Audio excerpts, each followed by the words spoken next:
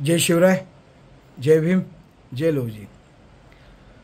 आत्ताच माननीय खासदार राहुलजी गांधी यांनी पुणे शहराचे महाविकास आघाडीचे व इंडिया आघाडीचे अधिकृत उमेदवार माननीय आमदार रविभाऊ धंगेकर यांच्यासाठी प्रचार सभा घेतली। त्या प्रचार सभेमध्ये तुम्ही पाहिलं का, म्हणजे प्रत्येक गोष्टीला त्यांनी मागासवर्गीय असेल, दलित असेल, अल्पसंख्याक असेल, चर्मकार असतील, कोणी असतील आणि आदिवासी असतील, ह्यांच्या बाबतीत त्यांनी सगळ्या गोष्टी बोलून दाखवल्या। तसंच त्यांनी युवकांच्या बाबतीत बोलले, ते महिलांच्या बाबतीत बोलले, सर्व जाती धर्मातल्या लोकांच्या बाबतीत त्यांनी सगळे त्यांचे विचार मांडले। पक्षाचा काय आदेश आहे, पक्षाची काय विचारधारा आहे, परत शेतकरी वर्गासाठी असेल, कामगार वर्गासाठी असेल, त्यांनी सगळ्या गोष्टी कशा व्यवस्थित अशा मांडल्या। आणि ते आत्ता नाही मांडल्या, जशी इलेक्शन चालू झाले तेव्हापासून त्या गोष्टी हे मांडत आलेत। पण त्यांनी सगळे देशाला मी काय देऊ शकतो, देशासाठी माझी काय इच्छा आहे, देशाच्या बाबतीत माझी काय विचारधारा आहे, हे त्यांनी आज परत एकदा हे पुणे शहराच्या मध्ये, पुणे इथे ऐतिहासिक शहर आहे, हे शैक्षणिक शहर आहे, ह्याच्या शहरामध्ये त्यांनी येऊन ह्या गोष्टी सगळ्या मांडल्या आणि ते बोलले।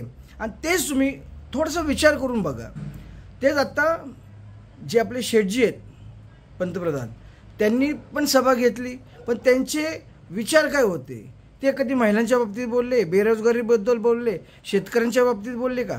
नाही, बिलकुल बोलले नाही। पण मी देशासाठी काय करतोय, मला गरिबांच्या बाबतीत काय वाटते, दलितांच्या बाबतीत काय वाटते, मागासवर्गीयांच्या बाबतीत वाटते, अल्पसंख्याकांच्या बद्दल काय वाटते, हे त्यांनी त्यांची भावना सगळी व्यक्त केली। ते माझा मॅनिफेस्टो हा मी नाही लिहिलेला, म्हणजे जसं BJP सरकार जे आता चालवते हे काही लोकांच्यासाठीच चालवते, हे आपणही पाहिलेलं असेल। आणि त्यांच्या भाषणामध्ये त्यांनी ते उल्लेख केला आणि त्यांनी ते दाखवून दिलं की मला देशासाठी काय करायचे आणि मी काय करू शकतो, हे त्यांनी सगळं सर्वांसमोर ते मांडतायत। आणि मला आज आनंद कुठला होतोय की आज त्यांनी पुणे शहराच्या या ऐतिहासिक शहरामध्ये येऊन त्यांनी पुन्हा एकदा हे रविभाऊ धंगेकरांसाठी त्यांनी त्यांचे विचार मांडले, त्यांची मॅनिफेस्टो त्यांना काय आहे ते त्यांनी सांगळा। पण तोच नरेंद्र मोदी ह्या विषयाबद्दल, बेरोजगारीचे काहीच बोलले नाही। पण त्यांनी ज्या माणसावर, ज्यांनी HD देवेगौडा हे माजी पंतप्रधान भारताचे, त्यांच्या नातवासाठी जाऊन त्यांनी तिथं भाषण केलं की ह्याला निवडून द्या।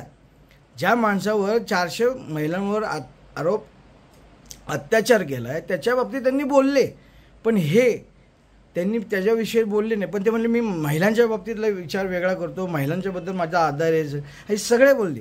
ते बोलतात काय माहिती आहे का तुम्हाला, हिंदू मुस्लिम बोलतात, ते रामाबद्दल बोलतात, ते काही म्हणजे ज्या गोष्टींचा ह्या देशाशी, ह्या गरीब जनतेशी, ह्या 140 करोड जनतेच्या बाबतीत ते काहीच बोलत नाही। पण ते फक्त की राम मंदिर, हिंदू मुस्लिम हेच सांगतायत। अहो ते नको आहे आम्हाला, ह्या गोरगरीब जनतेला हे नको आहे। गोरगरिबीच्या 2 टाईमचं अन्न व्यवस्थित मिळालं पाहिजे। आणि हे त्यांनी पुन्हा एकदा दाखवून दिलं की मी देशासाठी काय करतोय। आणि आज राहुलच्या गांधींच्या बाबतीत आज अख्खा दलित समाज, मागासवर्गीय समाज, अल्पसंख्याक, सर्वजण म्हणजे सर्वजण, आदिवासी पण, हे सर्वजण आज त्यांच्या मागे का उभं राहतात की ते त्यांच्या फायद्याचा विचार करतात।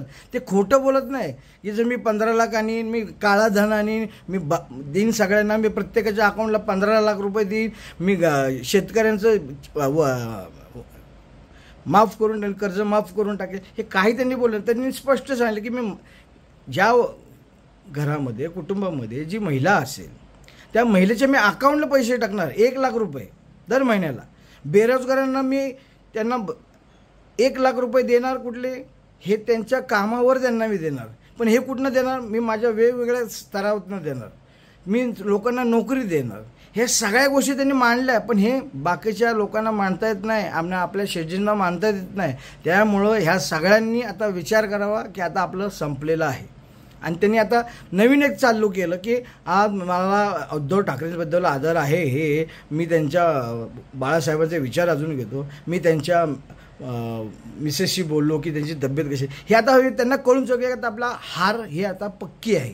आणि त्यात त्यांना वाटत होतं की महाराष्ट्रात तरी आपल्याला काहीतरी मिळेल, पण महाराष्ट्रात काही मिळणार. महाराष्ट्रात ही महाविकास आघाडीच येणार, इंडिया आघाडीच येणार, हे लक्षात ठेवा. आणि आमच्या सगळ्या मतदारांची आता ही आपली जबाबदारी आहे की आपण सर्वांनी यावेळेस महाविकास आघाडीचा कुठलाही तुमचा नातेवाईक मित्र कोणी असू दे त्यांना ते सांगा की आता तिथं फक्त पंचायत बघायचं नाही, तिथलं